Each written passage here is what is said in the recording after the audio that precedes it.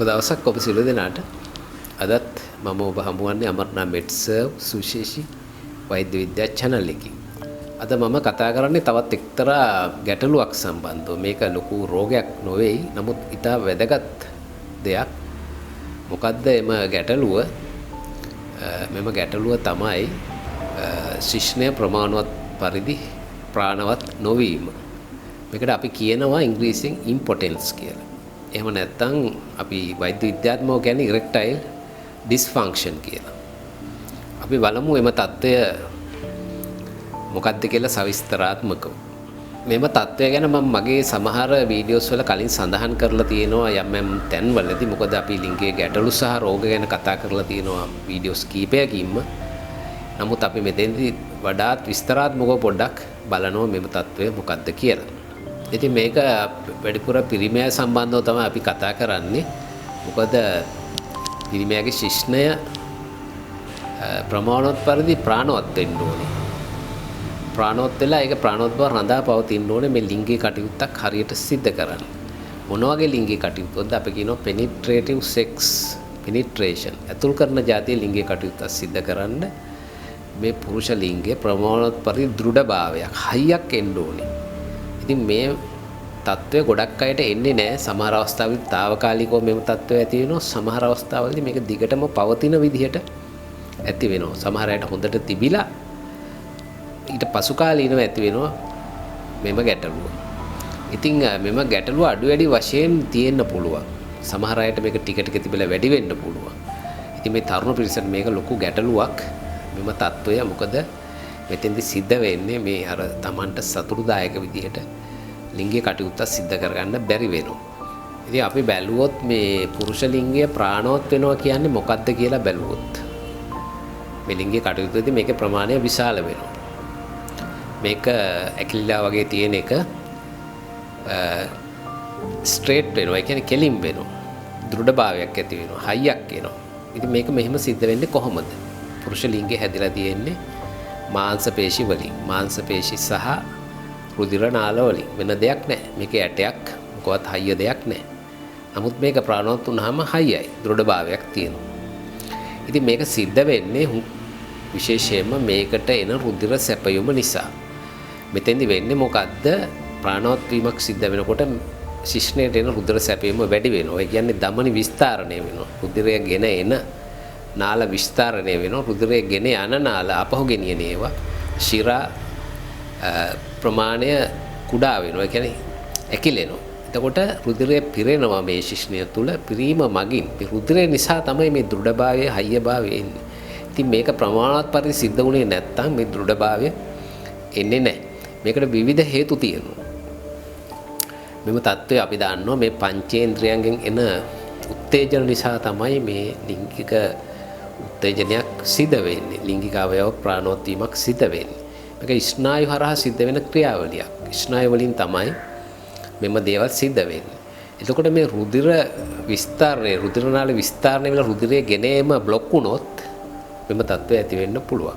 එවැනි අවස්ථා මොනවද කියලා අපි බලමු. ඉතින් මේක රෝග තත්ත්වයක් නිසා වෙන්නත් පුළුවන්. අපිට අඳුරගන්න පේන්නේ නැති අවස්ථාවක් තියෙනවා. රෝගයක් කියලා අඳුරගන්න බැරි අවස්ථාවක්. ඉතින් රෝගයක් කියලා අඳුරගන්න පුළුවන් අවස්ථා අපි බැලුවොත් අපිට පේනවා මේ කොලෙස්ටරෝල් කියන තත්ත්වය. කොලෙස්ටරෝල් වැඩිපුර තියෙන කෙනෙක්ට මේ නාහරවල විශේෂයෙන්ම ධමනිවල කොලෙස්ටරෝල් බැඳුනොත් නාහර සිහින් වෙනවා. එතකොට සැපෙන රුධිර ප්‍රමාණය අඩුවීමක් සිද්ධ වෙන්න පුළුවන්. ඒ වගේම අධික රුධිර පීඩනය තියෙන අයගේ පාලනය නොවුන කෙනෙක්ගේ අන්න එතකොටත් රුධිර සැපීම අඩු වෙන්න පුළුවන්. අන්න එතකොට මෙම ගැටලුව ඇති වෙනවා එම තත්ත්ව නිසා. ඒ වගේම අපි දන්නවා මේ දියවැඩියාව කියන රෝගී තත්ත්වය. පාලනය වුණත් කාලයක් ගත වෙනකොට ස්නායු වලට බලපාන රෝගයක්. එතකොට මෙම උත්තේජන ක්‍රියාවලියට සම්බන්ධ වෙන ස්නායු හානියටපත් වුණොත් කල්ගත වෙච්ච දියවැඩියාව නිසා අන්න එතකොටත් මෙම රෝගී තත්ත්වෙ එන්න පුළුවන්. එතෙන්දි සිද්ධ වෙන්නේ අර ප්‍රමාණවත් පරිදි ස්නායු උත්තේජනයක් ඒ රුධිර නාල වලට ලැබෙන්නේ නැහැ. එතකොට රුධිර සැපීම අඩු වෙනවා. අන්න එතකොටත් මෙම තත්ත්වය ඇති වෙන්න පුළුවන්. ඒ වගේම මෙම තත්ත්වය ඇති වෙන සමහර අන්තරාසර්ග පද්ධතියේ රෝගවලදී විශේෂයෙන්ම තයිරොයිඩ් ග්‍රන්ථියේ ප්‍රශ්නවලදී වෙන්න පුළුවන්. ඒ වගේම සමහර ස්නායු රෝගවලදී වෙන්න පුළුවන්. අපි දන්නවා සමහර ස්නායු රෝග තියෙනවා ස්නායු පද්ධතිය දුර්වල කරන.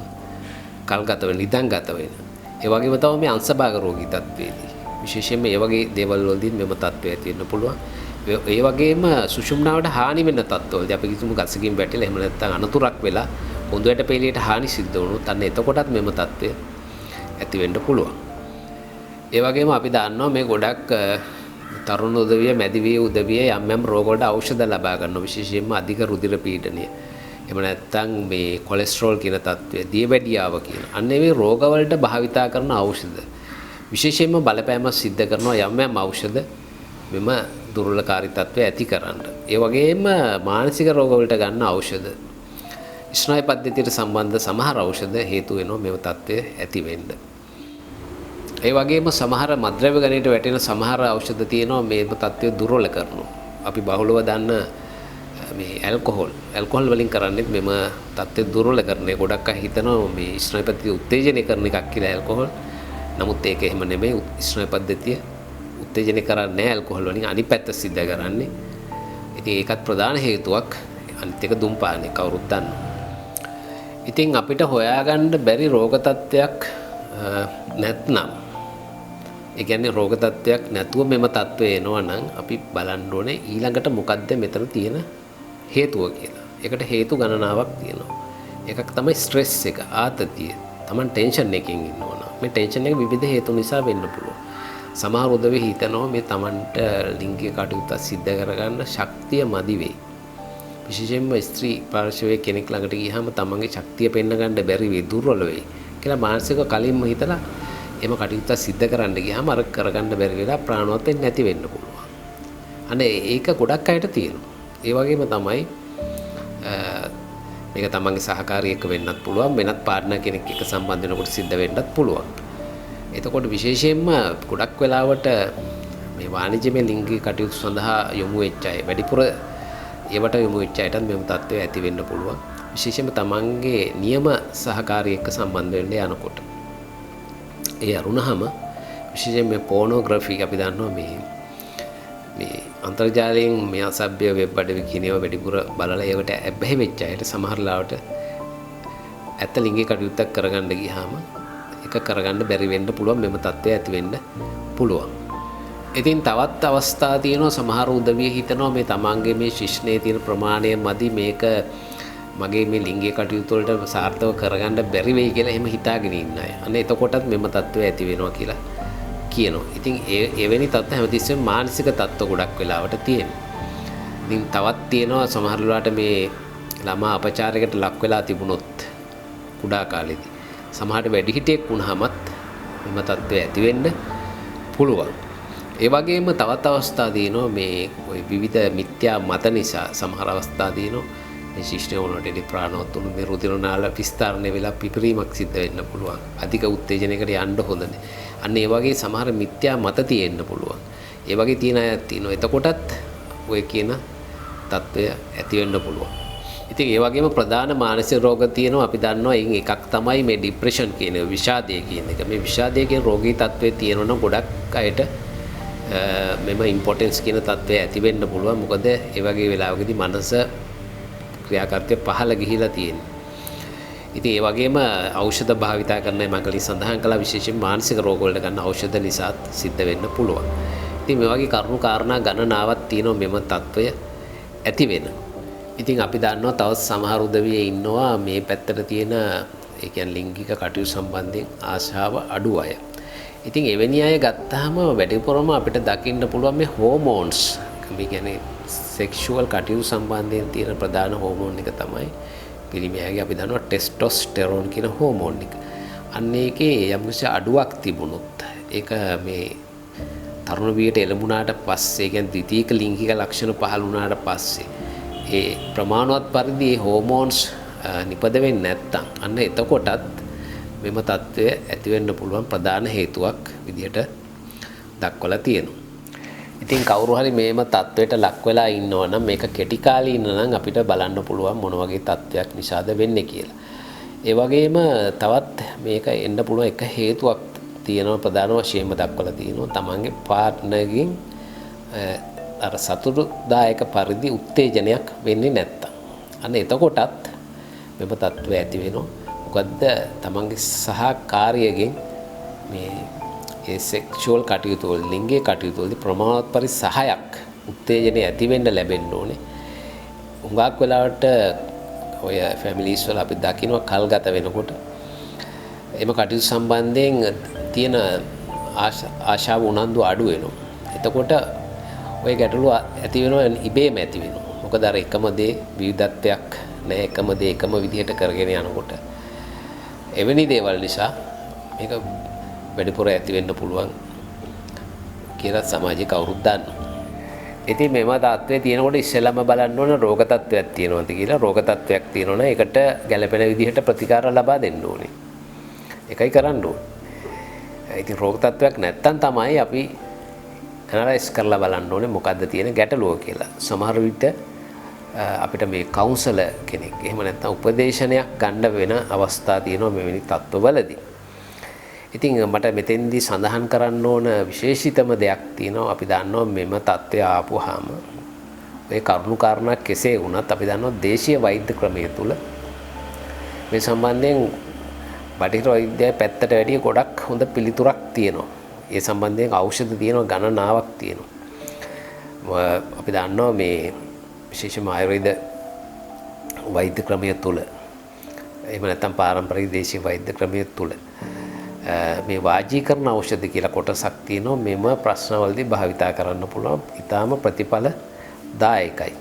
මොකද අපි භාවිතා කරන බටහිර ඖෂධ වලට වැඩිය මේ රෝගයක් තිබ්බත් සමහරලාට මෙම ඖෂධ ලබා දුන්නාම හොඳ ප්‍රතිඵල අපිට ලබා ගන්න පුළුවන්. ඒක අපි අත්දැකලා තියෙනවා දේශීය වෛද්‍ය ක්‍රමය තුලින් දෙන බෙහෙත් වර්ග විශේෂයෙන්ම මෙම රෝගී තත්ත්වෙ විශේෂයෙන්ම මේ ප්‍රාණවත් නොවීම ප්‍රමාණවත් පරිදි ප්‍රාණවත් නොවීම කියන තත්වයට. ඉතින් විද්‍යාත්මක ක්‍රමයක් අනුගමනය කරමින් එම ඖෂධ ලබා ගත්තාම ගොඩාක් වෙලාවට ඊටාම සතුටුදායක ඉක්මනින් පිළිතුරක් ලබා ගන්න පුළුවන් මේ වෛද්‍ය ක්‍රම සංකලනයේ. ඉතින් ප්‍රතිකාර කරන ගමන්ම ගොඩක් වෙලාවට අවශ්‍ය වෙනවා ගොඩක් වෙලාවට රෝගියා ඉන්නවා නම් මෙම ගැටලුව නිසා මානසික අවපීඩනයකට ලක් වෙලා අපි යාගේ මනස හදන්න ඕනේ. මනස උඩට ගන්න පුළුවන් යම් යම් ඖෂධ තියෙනවා ස්නායු ඖෂධ. ඉතින් එම ඖෂධ භාවිතයත් එක්ක අපි දන්නවා මේ බටහිර වෛද්‍යයන් ඖෂධ හදලා තියෙනවා తాවකාලිකව ඒව තත්ත්වය මගහරින්න පුළුවන් ඖෂධ. ඒ වෙලේට පමණක් භාවිතා කරන්න පුළුවන් ඒවා. අපි කියනවා ලිංගික කටයුත්තකට යන්න කලින් විශේෂයෙන්ම පැය භාගයකට පැයකට විතර කලින් එම ඖෂධ ගත්තාම අපිට తాවකාලිකව ඒ ප්‍රාණවත්භාවය ගන්න පුළුවන්. එවැනි ඖෂධ අද නිපදවලා තියෙනවා. ඉතින් ගොඩක් අය දන්නවා ගොඩක් අය භාවිතා කරනවා අයථා විදිහටත් භාවිතා වෙනවා. මෙම ඖෂධ විවිධ නම් වලින් තියෙනවා. හැබැයි මෙම ඖෂධ ගන්නකොට ගැටලුත් තියෙනවා. ඒ ගැටලුව තමයි මෙම ප්‍රාණවත්භාවය ඇති කරන తాවකාලිකව ඇති කරන ඖෂධ ගත්තාම මෙම ඖෂධ මගින් කරන්නේ අර රුධිර සැපයුම වැඩි කරගන්න එක අදාළ ස්ථානයට. නමුත් මේක මොළයටත් සිද්ධ වෙන්න පුළුවන්. එහෙම නැත්නම් හෘදේ වස්තුවටත් සිද්ධ වෙන්න පුළුවන්. අන්න එතකොට තමයි ඔළුව කැක්කුම හෝ පපුවේ කැක්කුම ඇති වෙන්නේ. ඉතින් මෙම ඖෂධ භාවිතා කිරීමේදී අර හිසේ කැක්කුම පපුවේ කැක්කුමක් වෙනවනම් ඉදිරියට භාවිතා කරන්න බෑ කිසිසේත්. ඒ වගේම අපි දන්නවා මේ හෘද වස්තුවේ නහර සිහින් වෙච්ච අය ඉන්නවා. එවැනි ඖෂධ ලබා ගන්න. අන්න ඒගොල්ලන්ට මෙම ඖෂධ භාවිතා කරන්න බෑ. මොකද හෘද වස්තුවේ ගැටලු ඇති වෙන්න පුළුවන්. heart attack එකක් හැදෙන්න පුළුවන්. ඉතින් తాවකාලික ඖෂධ භාවිතා කිරීමේදී යම් කිසි ගැටලු තියෙනවා. අනිවාර්යයෙන්ම වෛද්‍ය උපදෙස් පරිදි තමයි ඒක සිද්ධ කරන්න ඕනේ. එහෙම නැතුව හිතුමනාපිට ගන්න හොඳ නැහැ. අපි දන්නවා එවැනි ඖෂධ හිතුමනාපේ භාවිතා කරලා මිය ගිය පුද්ගලයෝ ඉන්නවා. ඉතින් කොහොම වුණත් මෙම තත්වයට හරියට විමර්ශනාත්මකව බැලුවොත් විසඳුමක් ගන්න පුළුවන්. ගොඩක් අය කියන්නේ මේවට ප්‍රතිකාර ගත්තට පිළියමක් හම්බ වුන්නේ නැහැ, හරි නිසි පිළිතුරක් කියලා. හරි විදිහට වැඩේ කරලා නැති හින්දා. ඉතින් විද්‍යාත්මක ක්‍රමවේදය අනුගමනය කරන්න ඕනේ. නිකන් ඖෂධයක් විතරක් භාවිතා කළාට හරියන්නේ නැහැ. අද ගොඩක් මේ සම්බන්ධව වෙළඳ පොලේ යම් ප්‍රචාර හොඳ ඉල්ලුමක් තියෙන දෙයක් නිසා නොයෙකුත් ඖෂධ හැදුවයි කියලා දිනවා. එහෙම කළයි කියලා හරියන්නේ නැහැ. හරි ක්‍රමයට මේකට මැදිහත් උනේ නැත්තම්. ඉතින් ගොඩක් අයට ડિප්‍රෙස් වෙන්න ඕනේ නැහැ. ඒ කියන්නේ ගොඩක් වෙලාවට මේ කලකිරීමකින් ඉන්න ඕනේ. මේකට හරි ක්‍රමයට ගියාම ගුණයක් ගන්න පුළුවන් බොහෝ අවස්ථාවලදී ඊටාම සුළු පිරිසකට පමණයි මේ ලොකු ගුණයක් ගන්න බැරි වෙන්නේ. අපි අත්දැකීමෙන් දන්නවා මේකට ඊටාම සාර්ථකව ප්‍රතිකාර කරන්න පුළුවන් සංකලනයේ විශේෂයෙන් බටහිර වෛද්‍ය විද්‍යාව සහ දේශීය වෛද්‍ය දෙක එකට එකතු කරලා තවත් ක්‍රමයක් තියෙනවා විශේෂයෙන්ම මේ වාජීකරණ ඖෂධ වල මේ රස වෙදකම කියන පැත්තත් අපිට යොදන්න පුළුවන්. වාජීකරණ ඖෂධات එක්ක රස වෙදකමේ තියෙන මේ රස බෙහෙත් කියලා කොටසක් තියෙන ඒවත් එකතු කළාම තාම සාර්ථකව මේකට විසඳුම් ගන්න පුළුවන්. ඉතින් දැන් ඔයගලන්ට පැහැදිලි මෙම தত্ত্বය ඇති වෙන්නේ මොකක් නිසාද කියලා විද්‍යාත්මක පසුබිම ඒක තේරුම් ගත්තාම කාටවත් ලේසි ඇත්ත වශයෙන් මොකද්ද සිද්ධ වෙන්නේ කියලා ගොඩක් අය දන්නේ නැහැ. ඉතින් මොන හරි ගැටලු ප්‍රශ්න තියෙනවා අපිට අපේ කමෙන්ට්ස් වලින් අහන්න පුළුවන්. එතකොට අපිට ගැළපෙන උත්තර කාල වේලාව අනුව ලබා දෙන්න පුළුවන්. ඉතින් අදත් මම සමුගන්නවා මන්නා මෙඩ්සර්ව් සුවිශේෂී වෛද්‍ය විද්‍යා channel එකෙන්. සුබ දවසක් ඔබ සියලු දෙනාට. අපි නැවත මුණ ගැසෙමු අලුත් දෙයක් සමග.